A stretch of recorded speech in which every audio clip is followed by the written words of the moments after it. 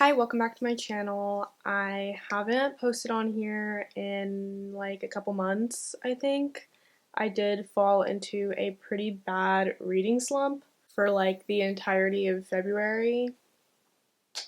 So I didn't read anything February, so I naturally had no content to make. Because that's how BookTube works. If you're not reading anything, you don't have content. I'm not in a reading slump anymore, so I'm back and better than ever, reading lots of things. And today I'm going to talk about all the books that I read in April. Oh wait, we're talking about April. February and March. February and March, I was in a reading slump. So, that's great for me. But yes, I'm going to be doing my April wrap-up. I'm going to talk about all the books that I read in April. I read 8 books, although 3 of them are graphic novels that I read in one day. Before we get into the wrap-up, as always, I have all my socials linked in the description below. I am active on my Bookstagram pretty much every single day. So yeah, make sure to follow me there, and let's get into the wrap-up. So the first book that I read in April, I didn't really read in April. I finished it in April. I started it in like February, stopped reading it for weeks, would pick it up, would read 10 pages, would put it down. It was a cycle, and then I finally finished it in April. That is... I was about to say Crescent City, and then I remembered this is not called Crescent City. House of Earth and Blood, the first book in the Crescent City series by Sarah J. Maas. If you're not new here, you're probably aware that I'm obsessed with A Court of Thorns and Roses. That series has my heart. So of course I wanted to read Crescent City. I didn't like it as much as A Court of Thorns and Roses. It definitely didn't suck me in as much as that series did. And there's a lot of reasons why. So I will try my best to describe the plot of this book. If you know, you know. This book follows our main character, Bryce Quinlan.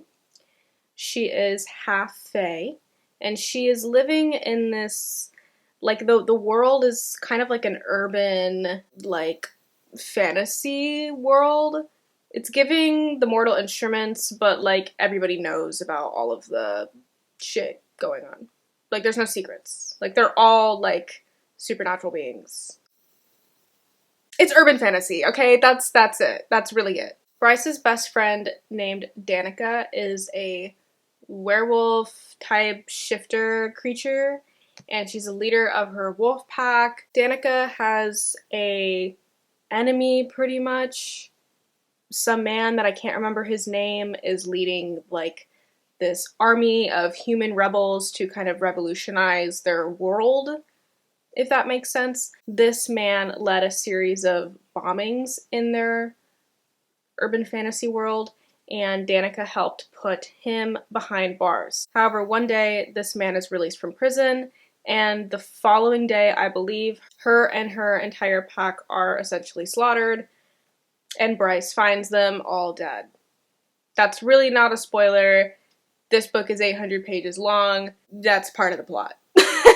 Sorry. The book then cuts about 2 years later. Bryce is grieving and moving on, you know, due to her loss, and she's approached by some guy who is like this archangel dude who's really important. I don't remember his fucking name, and he tells her that she needs to figure out who did this to Danica, because it turns out it was not the man they originally thought. And so she is appointed with this job. That's basically the entire plot. I explained it incredibly poorly, but here's why.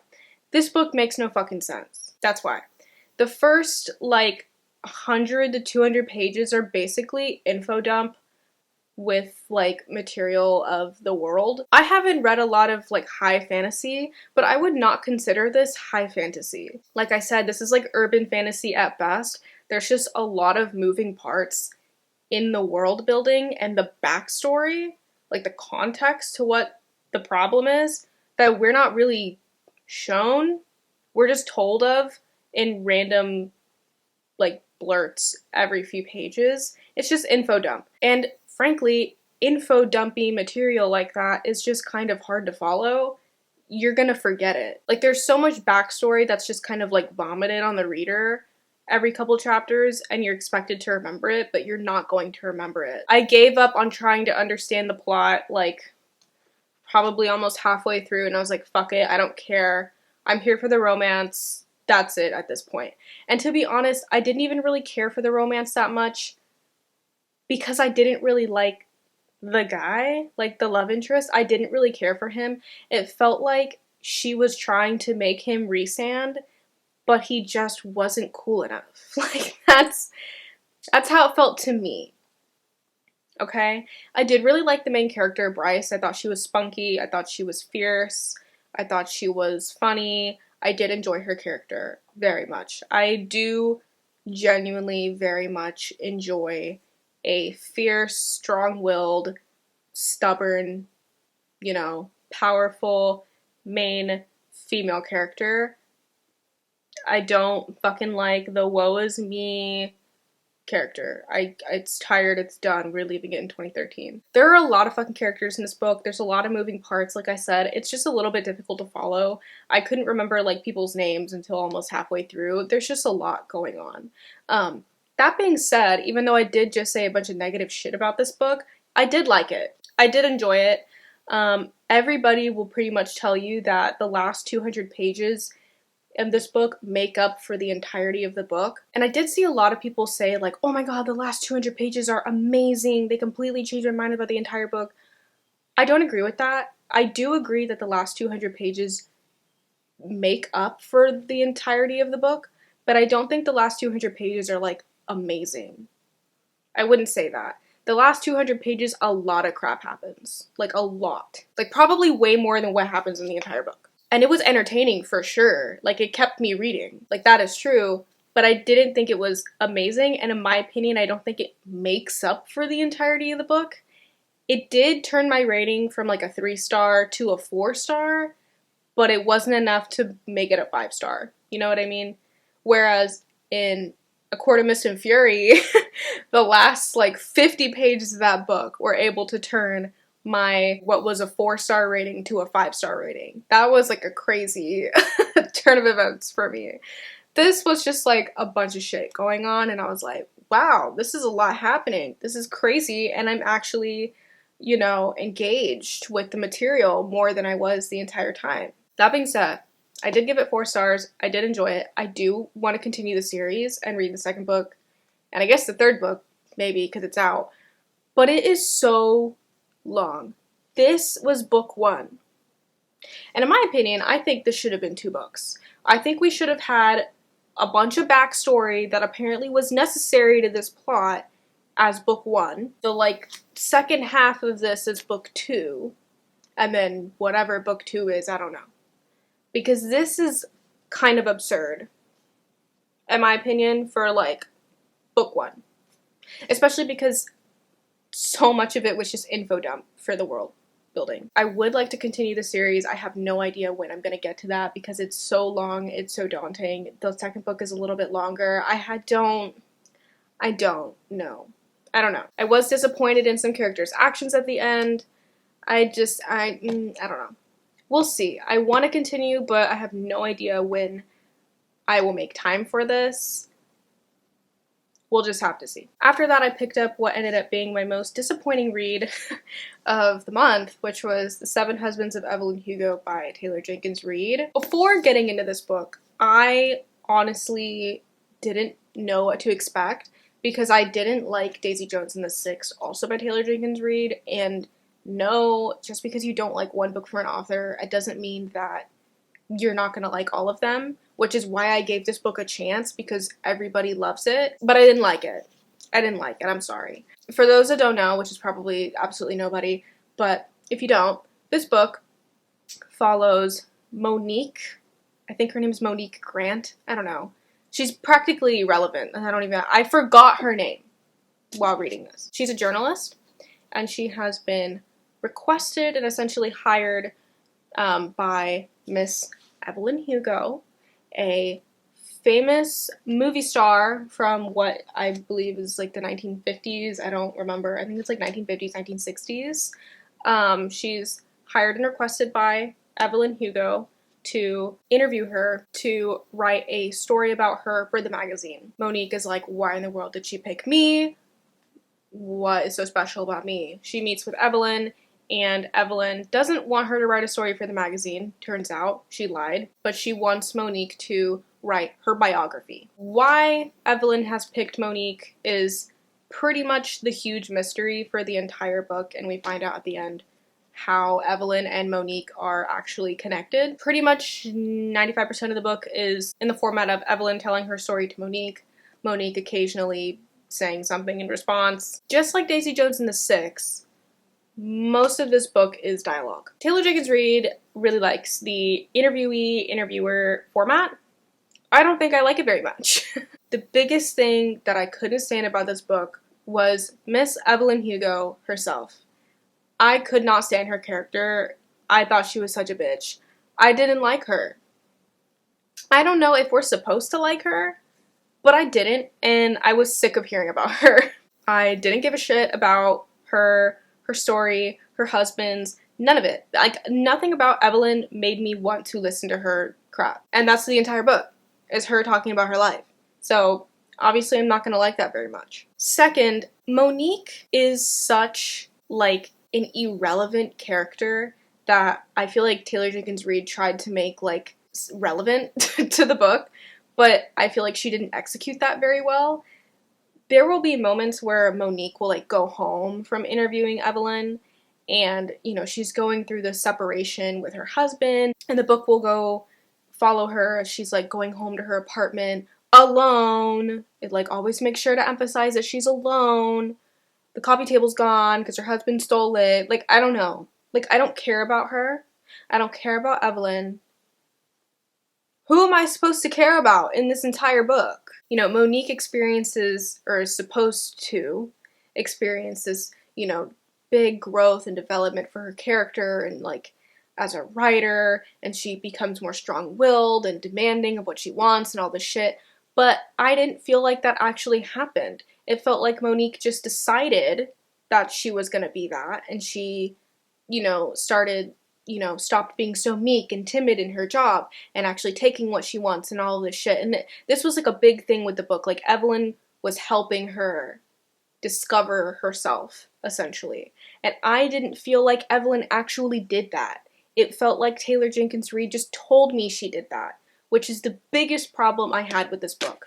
I felt like there were several points within this story that the reader is being told to feel something, but isn't actually feeling that thing because the book itself and the writing doesn't do enough to invoke said feelings into the reader. A lot of telling, not showing. I felt like the writing was very much like trying to achieve like an Instagrammable quote, like every other page. Like, just don't do that. It's just obnoxious. Also, the big like mystery reveal at the end, I didn't enjoy. I thought it was one, kind of underwhelming. I didn't think it was that like, holy shit, that's crazy. I was like, what the fuck? Like, that was the mystery. One, that was stupid. And two, kind of fucked up and weird. This wasn't for me. I'm so sorry. I don't know if I will ever read anything else written by Taylor Jenkins Reid at this point. I did read a synopsis and like a mini review of one of her other books. I don't remember which one it was, and it sounded pretty interesting, so I don't know. Maybe I'll try her again, but no. I'm sorry. This wasn't for me. I gave it 2 stars. Next, I read Woman Eating by Claire Coda. It's no mystery that I am obsessed with vampires. I love vampires. Everything vampire, I eat that shit up. This book has been on my radar for a little bit now, and I decided to pick it up this month just because, I don't know, I felt like I needed a palate cleanser after Evelyn Hugo, so I felt like this would be completely different, and it was. This book is about a vampire, a young woman. She's, I believe, 23. She's an artist, and she got an internship working for this like art gallery. She moves into an apartment. She meets some people. It all sounds like a very normal life. That is what I really enjoyed about this book, is that it took the concept of a vampire and it made it into something that was very different than what I've ever seen before, honestly. Even usually with other vampire novels, I feel when they try to put their vampire characters into like modern normal settings, there's always something about it that's very supernatural, and this did not feel like that. This was very, very unique in my opinion. So our main character, her mother, who's also a vampire, has started kind of, losing sense of reality and is starting to create false narratives for her in her life, and just isn't creating a very stable relationship with her and her daughter at this point. So she decides to put her mother into a retirement home, claiming that she has Alzheimer's, and kind of leaves her there for a little while she goes and lives her life. This book is really interesting because it shows her struggle with handling being a vampire, but wanting so bad to be a human for really interesting reasons that I've never really seen in a vampire story before. In other vampire stories, we usually hear things like, oh, they want to be human so bad, they want to go out in the sun, or they want to just be able to have normal relationships, and they want to do whatever, and all this normal human things. But what this book takes is, yes, she does want to have normal human relationships, and all of those things, of course, but the number one thing that drives her desire for wanting to be human is wanting to eat normal food. I'm not gonna lie, it kind of gave me like My Year of Rest and Relaxation vibes, just because it shows her going into this kind of like depressive cycle, just not taking care of herself and her journey, and losing touch of her hobbies and her passions, like her artwork, and then slowly getting back into it and finding passion for life again and what drives that passion. It's a interesting story about a young girl who just so happens to be a vampire. That's kind of what this is. One thing that I found incredibly fascinating with this book were the scenes in which she is feeding on other beings, or like drinking the blood of other animals or whatever. When she feeds and eats upon other beings, she's kind of like transported into the mind of that being and is able to kind of live the life of that bird or the person or whatever.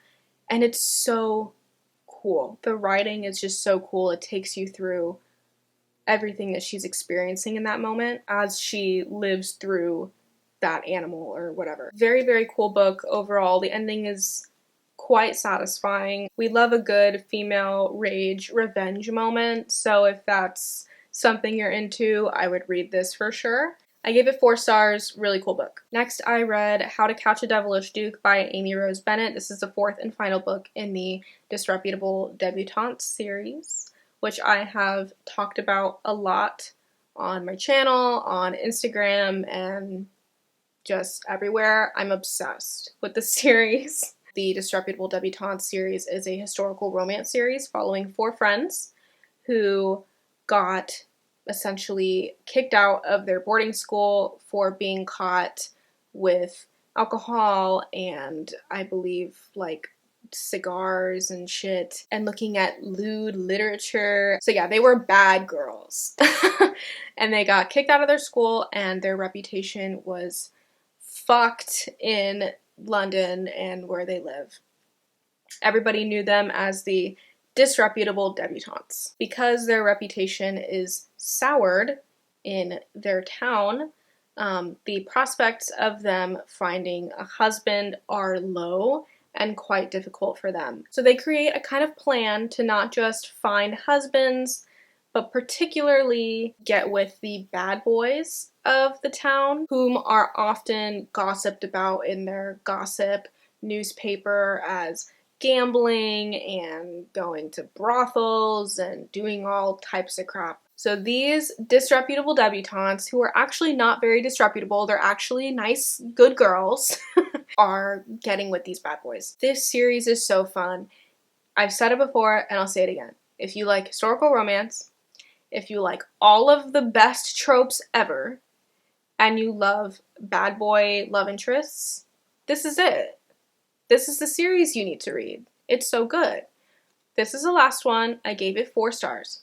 My favorites were the first and the second one. The second one was my favorite out of all of them. That one is so good. I can't say enough good things. It's just so good. It's so fun. It's just such a lighthearted, fun read. So the next book I read was actually a reread for a buddy read with a friend. I read Vampire Academy by Rochelle Mead. A classic. A classic. I read the entire Vampire Academy series back in like 2012, 2013, like everybody else. But I remember nothing. Absolutely nothing from this series. My friend texted me randomly. She goes, "Have you read Vampire Academy? I want to read it." And I was like, oh my god. Don't even get me started on Vampire Academy. I'm obsessed with Vampire Academy, but I don't remember why. I just knew that I was back in the day, so I still am, naturally. The only thing that I remembered from this series was Dimitri. I didn't remember anything about Dimitri, I just remembered that he was there. So I think that goes to show a lot of where my priorities were, and still are, actually. That's where they still are. Don't get it twisted. So yeah, I read the first one, and I think we are going to continue with the series together because I had fun reading this all over again. I was kind of nervous to see how this would hold up in 2023. It is very YA of 2012, 2013. It is very much a product of its time, so don't get me wrong. But it holds up so well. It genuinely does. It's so fun. It's so funny. It's just like silly and funny. I don't know, honestly. There's nothing in here that I'm like taking too seriously. It's just a fun book. But it's also not like too cringy like some 2012, 2013 YA is that doesn't really hold up anymore. An example of that, I think, would be, like, The Selection. I didn't read The Selection back in 2012, 2013. I actually read The Selection, like, 2 years ago. And I did eat that shit up, but it had a lot of what I think we have moved past from that era of books, and particularly YA. It has a lot of tropes and cliches in it that I think we've moved on from, that this book doesn't have. I don't think that maybe comparing Vampire Academy to The Selection is doing that much justice to The Selection. But it's like the only one that I can think of right now. I feel like Vampire Academy is just a little bit different than other books from its time. Like, I'm trying to think of other, like City of Bones type shit that I don't know that they're, like, the best to compare. I don't know what I'm trying to say. Basically, it's a product of its time. Yes, 100%, but it does hold up in 2023. It does. There are moments in here where I'm like, oh my god, that's so YA 2012, 2013, but you have to remember they're teenagers. It was funny. I enjoyed my reread, especially because I literally remembered nothing, honestly, except for like Rose and Dimitri. But even that, I didn't remember anything that actually happened between Rose and Dimitri. I just remembered they were a thing. Like, they were a concept of the book. So, very fun. We'll be continuing. I'll probably read like one a month or something, just to have like a fun palate cleanser. You know? What did I give this? I think I gave it 3 stars? I think I gave it 3 stars. Yeah. So after Vampire Academy, I actually picked up A Little Life by Hani Yanagihara, and I got over halfway through. I'm still reading it, but after I read all of that, something happened in my life that was very tragic and horrible. So I did not think that I needed to add to the hurt by reading A Little Life and getting to things in the book that are going to make me feel worse than I already did. So I decided to put that book on pause. I put it up for the time being. I am going to get back to it this month. And instead, I decided to pick up something light and fluffy and happy and fun. So what else would I pick up other than the Heartstopper series by Alice Oseman, which I think is probably the complete opposite of A Little Life. I've had the first Heartstopper book for probably like a couple years at this point, and I just never picked it up because, I'll be honest, typically I am more drawn to sad books. I don't know, maybe not necessarily sad, but something that's gonna make you think, I guess. I don't know. And I saw this as like a light, fluffy graphic novel, which definitely looks super cute, but I just never felt really drawn to it, I guess, until now when I needed something like this, which I Never really feel like I do, but in the time that I did, I'm glad that I had it. I read it literally in like 20 minutes. I was like, wow, I need the rest now. This is super cute and fun and I love it. So then I went to Target like immediately after and they had the second and the third one. Loved them too. I read them all in one day. And I'll probably get the fourth one later this week or something. This book follows Charlie and Nick. They're two boys in high school who become friends and quickly become lovers. So, very, very fun, super cute. Even though it is light, fluffy, cute, all of those wonderful things, it does cover important topics. This series I think is great for anyone, honestly. It covers a lot of things that a lot of people should talk about more and think about. It covers a lot of stuff from, sexuality and self-harm and eating disorders and all types of stuff. Family dynamics, all things. I love it. Very fun, very cute reads. And I will definitely be watching the show as well. I'm going to read the fourth one. I think those are the only ones that are out right now, 1 through 4. So I'm going to read the fourth one, and then I'm going to watch the show. I'm so excited. I gave the first one 5 stars, and I gave books 2 and 3 4 stars, I believe. There was just like something about the first one that really got me going. The second and third one I did love as well. There was just like an air about this one, I don't know, that pushed it to 5. But I mean, I still love these. Actually, no, I think I gave these 4.5. 4.5, yeah. So, you know what? Yeah, they're great. I love them. If you haven't read them, read them. So those were all the books that I read in April. Like I said, I did read the last 3 in a single day. So, these definitely very much helped my Goodreads challenge that I did fall behind on. I do have lots of reading plans for May. I do have so many books that I want to read, and I know that I don't want to get too overzealous in my reading and planning and TBRing because, you don't want to like push yourself to read certain things when you really want to read something else. I don't know. I'm very much a mood reader, but I do like to plan in general in life. So I do have that kind of going on. I do like to always have a plan, but I'm such a mood reader. So we'll see how that goes. And yeah, so I have a lot of reading plans. I do have a lot of plans for my YouTube channel and, my Instagram always. So yeah, stay tuned for all that. That concludes this video. Thank you so much for watching. Again, all my socials are linked down below. Feel free to follow me there, and I will see y'all next time. Bye!